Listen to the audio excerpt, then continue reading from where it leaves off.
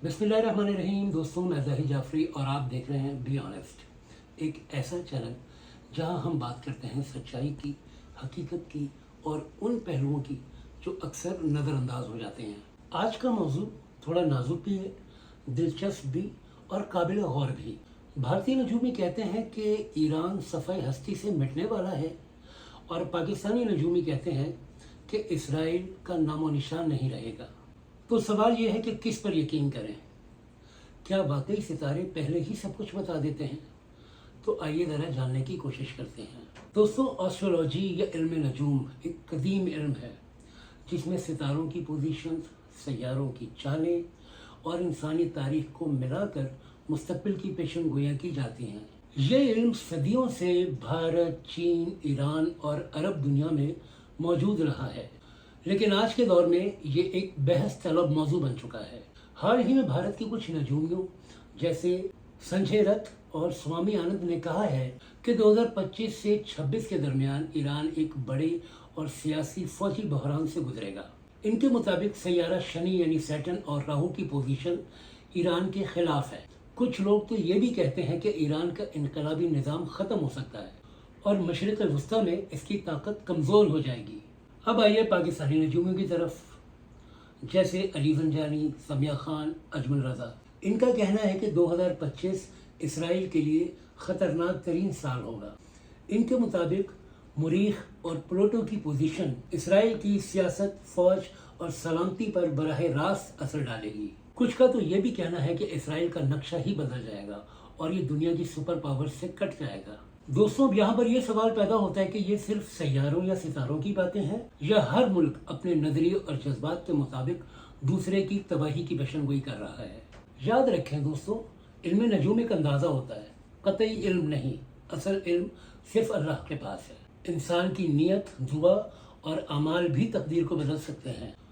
सिर्फ सितारों के सहारे बैठ जाना अक्लमंदी नहीं। दोस्तों, 2020 में भी कई नजूमियों ने 2020 में दुनिया के खात्मे की पेशनगोई की थी, लेकिन हम आज भी जिंदा हैं। 2006 में कई ऐसी पेशनगोइयाँ हुई कि तीसरी आलमी जंग छिड़ जाएगी, लेकिन ऐसा नहीं हुआ। इसलिए ज़रूरी है कि हम पेशनगोइयों को आंख बंद करके सच ना माने। दोस्तों, यहाँ सवाल ईरान या इसराइल की तबाही का नहीं, सवाल ये है कि हम अपनी अक्ल और शऊर कब इस्तेमाल करेंगे। दोस्तों, आप YouTube चैनल देखते होंगे, आपने बहुत सी वीडियोस देखी होंगी, बहुत सारे एस्ट्रोलॉजर्स के प्रोग्राम देखे होंगे। मैंने भी बहुत सारे एस्ट्रोलॉजर्स के प्रोग्राम देखे हैं, इंडिया के एस्ट्रोलॉजर्स, पाकिस्तान के एस्ट्रोलॉजर्स।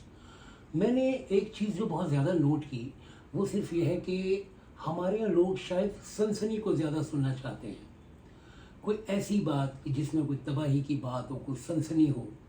लेकिन जो सितारों की पोजीशन है, सबसे पहले तो मेरा एक सवाल यहाँ पर ये बनता है कि वही सितारों की पोजीशन है, सितारे तो वही है ना, उनकी एक ही पोजीशन है, तो वही सितारों की पोजीशन इंडिया के एस्ट्रोलॉजर्स के लिए डिफरेंट है और पाकिस्तान के एस्ट्रोलॉजर्स के लिए डिफरेंट है। ऐसा क्यों है?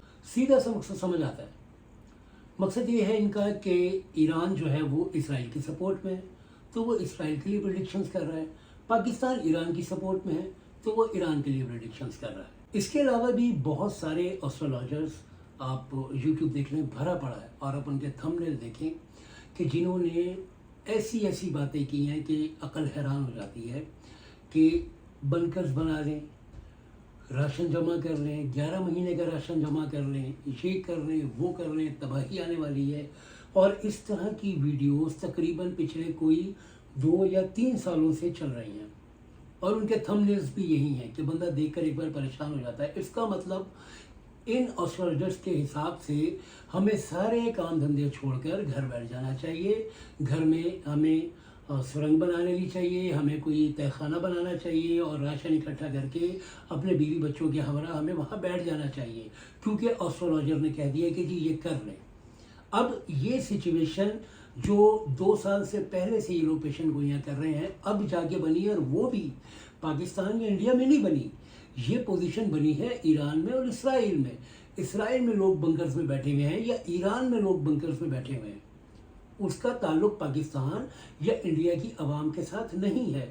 تو آپ پبلک میں اس طرح کی سنسنی کیسے پھیلا سکتے ہیں؟ آپ ایسٹرولوجرز ہیں، آپ اس طرح کی پوزیشن دیکھ رہے ہیں، لیکن جسٹ چند ویوز کے لیے آپ لوگوں کو گمراہ کر رہے ہیں. دوستوں، یہ ایک سائنس ہے، علم نجوم ایک سائنس ہے، کوئی ڈیوائن علم نہیں ہے. ڈیوائن تو اللہ کی ذات ہے نا، علم تو اللہ کی ذات کے پاس ہے. آپ کیسے پریڈکشن کر سکتے ہیں؟ دوستوں، میرا آپ سے ایک ہی سوال ہے کہ کیا ہمیں نجومیوں کی بات پر یقین کرنا چاہیے؟ آپ کی جو بھی رائے ہے ہمیں کامنٹ سیکشن میں ضرور بتائیں. میری ویڈیو کو شیئر کریں، لائک کریں اور میرے چینل کو ضرور سبسکرائب کریں. میں آپ کے لیے ایسی ہی اچھی ویڈیوز لاتا رہوں گا. بہت بہت شکریہ. اللہ حافظ.